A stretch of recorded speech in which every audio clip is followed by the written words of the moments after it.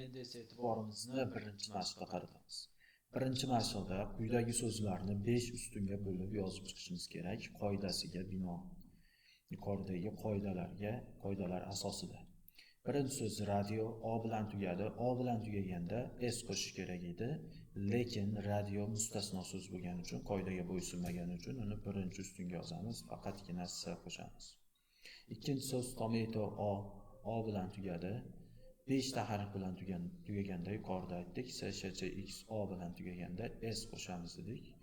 Shuning uchun mana S qo'shib ikkinchi ustunga yozilyapti.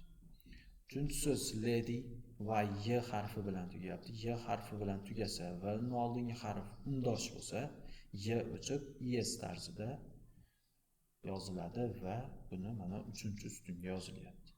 Keyingi so'z love F bilan tugayapti. F bilan tugaysa, S qo'shganimizda F V ga aylanib ketadi va Vs tarzida yoziladi. Va bu so'zni ko'rishimiz mumkin. To'rtinchi ustunga yozilyapti. Loves bo'lib yozilyapti. Va keyingi navbatdagi so'z man yozilgan.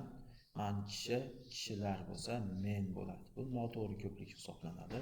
Yuqorida o'rganib chiqdik. Bular man ham shularning qatorida bor edi. Yana bir marta ko'rishimiz mumkin. Mana child, children, food, feed. Xuddi shu qatorda man kishi, men kishilar ham bor. Va uni 5-ustunga yozamiz. Xuddi shunday tarzda davom etasiz. Watch qaysi qoidaga tushadi? Misol uchun ch bilan tugagan s tarzida yozasiz. Watches ikkinchi ustunga watches tarzida yoziladi. Qolgan so'zlarni ham qaysi qoidaga mos kelsa, shu qoida bo'yicha 5 ustunga bo'lib yozib chiqasiz.